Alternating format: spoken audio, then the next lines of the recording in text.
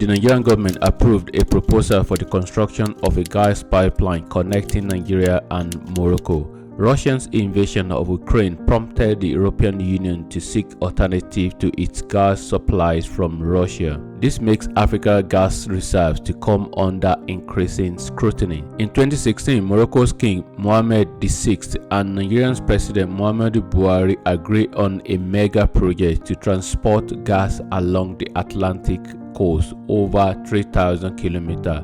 An agreement between the two countries was first signed in 2016. The federal government of Nigeria in June 2022 gave its approval for the Nigerian National Petroleum Corporation (NNPC) to enter into an agreement with the Economic Community of West African States (ECOWAS) for the construction of this gas pipeline. Nigerian Minister of Petroleum said the project was still at its initial design stage, which should determine its cost. It is at this point that we will be talking about financing, he said. The pipeline will be an extension of a gas pipeline that has been carrying gas from southern Nigeria to Benin, Ghana and Togo since 2010. This pipeline must pass through 15 West African countries to Morocco and from Morocco to Spain and Europe, said the minister. The routing of Nigerian gas to North Africa has long been a source of interest, with Algeria having led discussions in 2002 for a similar pipeline project crossing the Sahel region. Nigeria, an OPEC member, has huge gas reserves, the largest in Africa and the seventh largest in the world. I think the main point about this is the pipeline not just going to Morocco, actually, not just in the North Africa, but to Europe. I think the end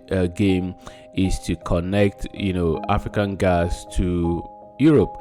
So when you were talking about something like this, I always kind of like to think deeply in terms of where we are in Africa in terms of natural resources.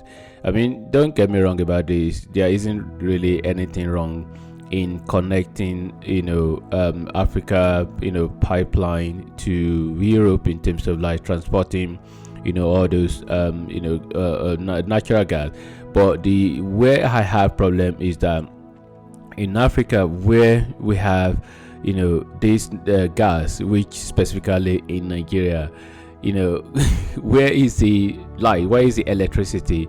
So because this gas will end up to serve Europe in terms of in various capacity when it comes to, we're talking about energy now, so which is something that is so vital and so important in Europe economy in terms of industrialization, and also the household to be able to power all those household and businesses.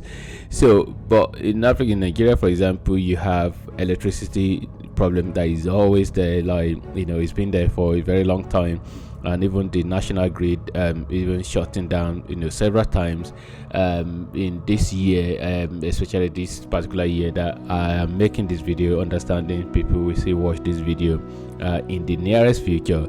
So but the bottom line is that if electricity issue or energy issue generally isn't resolved in Africa, we not supposed to, Nigeria as an example, is Nigeria not supposed to actually dealing with using this gas, using it to solve the energy issues in Nigeria first before sending it, thinking about sending it. I understand this is like a massive project that will take a long time to complete, but having said that, almost like a forward thinking and looking into the future, I think Nigeria should also be concentrating their effort in solving the energy issues.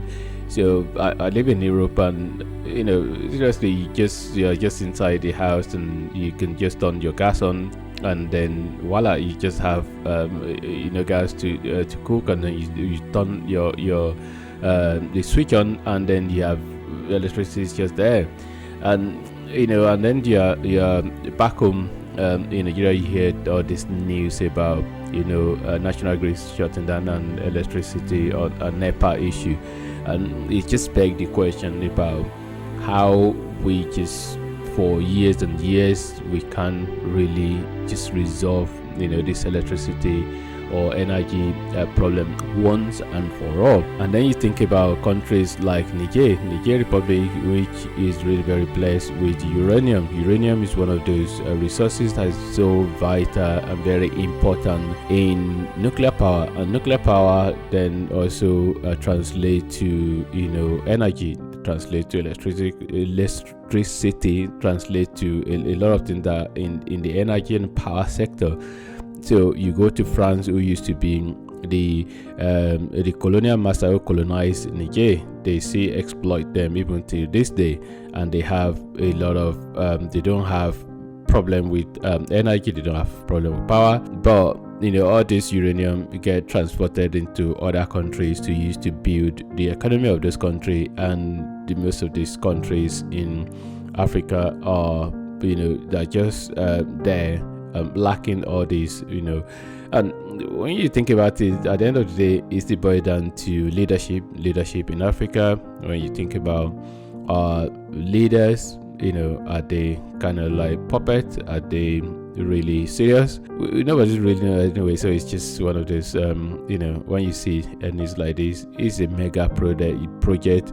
Don't get me wrong in terms of Nigeria, and all these pipeline as well is going to have a stop in all these African countries, especially the ECOWAS. So because as that pipeline is going through, they have to have agreement with all these West African countries, and at each point those countries also they have the opportunity to be able to tap into that. So that means the pipeline can have kind of like have opportunity to go into each of those countries to be able to serve them as well. So I think this should be the major priority really in terms of like serving a lot of these West African countries where this pipeline will pass through, even though it's going through the coast, but they are going to have opportunity to be able to have those pipelines, to have like a stop in those places that it can go into these countries along the coast. And that should be the major priority, not just like thinking about the money that is taking it into Europe, which you possibly get more money, but let's have priority for Africa as well, and let's build Africa.